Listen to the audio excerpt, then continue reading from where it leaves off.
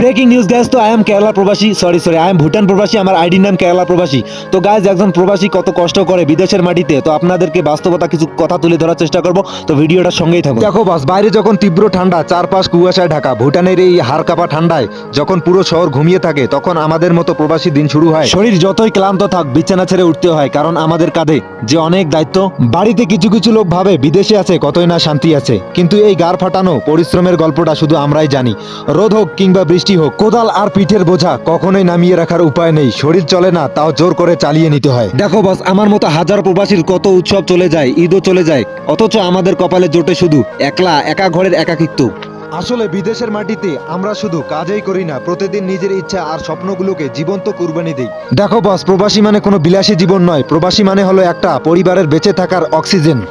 দেখো বস, অনেকেই বলে কাজের ফাঁকে এত ভিডিও কিসের, এত ঢং কিসের। মানুষের তো কথার শেষ নেই, তারা পিছনের কষ্টটা দেখে না, শুধু ক্যামেরার সামনের হাসিটাই দেখে। এই এত কষ্টের মাঝেও একটু ভিডিও করি নিজের মনটাকে ভালো রাখার জন্য, একটা স্মৃতি ধরে রাখার জন্য। দেখো বস, দিন শেষে কিন্তু এই মোবাইলটা আমাদের কিন্তু একমাত্র সঙ্গী। সারাদিন হাড়ভাঙ্গা খাটুনি শেষে যখন ঘরে ফিরি, তখন টেবিলে কেউ খাবার বেড়ে রাখার থাকে না, নিজের হাতে চাল ধুতে হয়, নিজের হাতেই তরকারি রাখতে হয়। নুন কম হলেও নাকি ঝাল বেশি হয়, সেটা দেখার কেউ নেই। মুখে একদলা ভাত তুলে নিয়ে যখন চিবিয়ে গেলি, তখন চোখের কোণ দিয়ে জল চলে আসে। মায়ের হাতের সেই গরম ভাতের কথা বড্ড মনে পড়ে।